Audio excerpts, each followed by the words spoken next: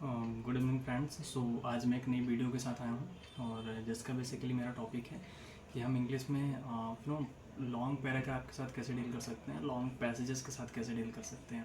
देखिए, उसके लिए सबसे इम्पॉर्टेंट पॉइंट होता है कि आपकी रीडिंग कितनी अच्छी है। रीडिंग आपकी फास्ट होनी चाहिए। आपको ट्राई करना चाहिए कुछ ना कुछ आप डेली बेसिस पे रीड करते रहें। अगर आपकी रीडिंग अच्छी होगी तो डेफिनेटली आपके सामने जो भी पैराग्राफ आएगा, जो भी एक पैसेज आएगा, आप उसे प्रॉपरली पढ़ पाएंगे। पहला पहला काम जो होता है हमको पैसेज या पैराग्राफ देखने के बाद ये होता है कि हम उसके कीवर्ड्स को एनालाइज कर पाएँ। अगर आप उसके कीवर्ड्स को समझ गए तो उसके बाद आप क्लियर हो जाओगे कि एक्चुअल में पैसेज कहना क्या चाह रहा है। कीवर्ड्स में बहुत सारी वोकैब्स इंक्लूड हो सकती हैं जो अल्ट्रेशन के लिए होती हैं और कंपाउंडेड भी होती हैं तो वो सारी चीज़ें एक हिसाब से क्लियर हो सकती हैं। सो पहला काम होता है कीवर्ड्स को पहचानना। तो आप ट्राई करो कि उस कीवर्ड्स को पहचानो, उस कीवर्ड्स के साथ काम करो। और उसके बाद जो है तो सेकंड थॉट इज़ दैट कि आपकी एक रीडिंग का जो टाइम ड्यूरेशन है, वो टाइम ड्यूरेशन आपके पास कितना है, वो एक इम्पॉर्टेंट पॉइंट है। आप अगर एक ही चीज़ को रीड करने में 5 मिनट्स 10 मिनट्स या 15 मिनट्स ले रहे हो, मतलब आप ये इनफ टाइम ले रहे हो। इतना ज़्यादा टाइम हमको रीडिंग करने में नहीं लेना चाहिए। तो आपका एक ऑब्जेक्टिव होना चाहिए कि 5 से 10 मिनट में हमको एक रीडिंग कंप्लीट करनी है। नेक्स्ट 5 मिनट में उसमें जो क्वेश्चंस दिए गए हैं उस चीज़ को भी हमको देखना है और उस चीज़ को सॉल्व करना है।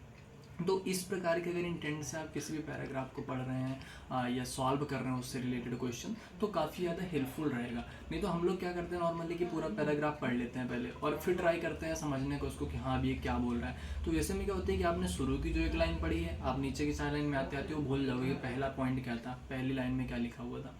तो इसीलिए जब भी आप एक लाइन आपने पढ़ा उसको एक बार एनालाइज कर लीजिए कि हाँ इसमें ये एक कीवर्ड है, इसको मुझे ध्यान रखना है। फिर उसके बाद नेक्स्ट लाइन पढ़ो, उस पर देखना है इसका क्या कीवर्ड है, फिर आपको उस पर काम करना है। ऐसे करके धीरे धीरे करके आपको एक एक लाइन करके भी अगर आप पढ़ेंगे और उसको एनालाइज करते जाएंगे और उसमें से कीवर्ड आप ढूंढते जाएंगे, वो कीवर्ड्स अपने ब्रेन में सेट करते जाइए।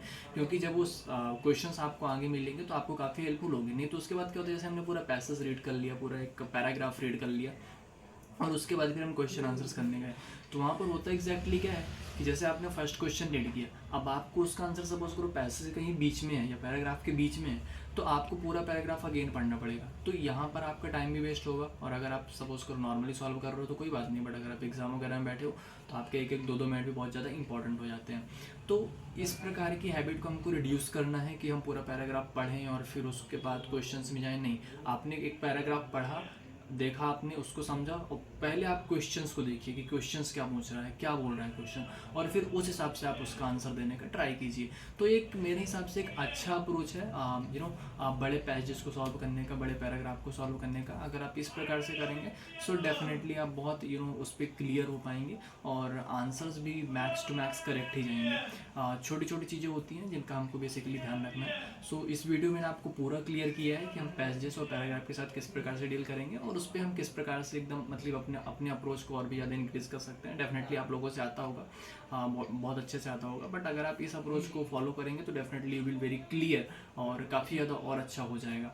तो अगर इस अप्रोच को फॉलो करते तो 5 to 10% का आप देखेंगे अपने आप में प्रॉफिट। सो ये मेरा पूरा कंटेंट था इसमें। So thank you so much. अगर आपको वीडियो अच्छी लगी हो तो आप इससे सब्सक्राइब करें, लाइक करें और अपने फ्रेंड के साथ शेयर करें।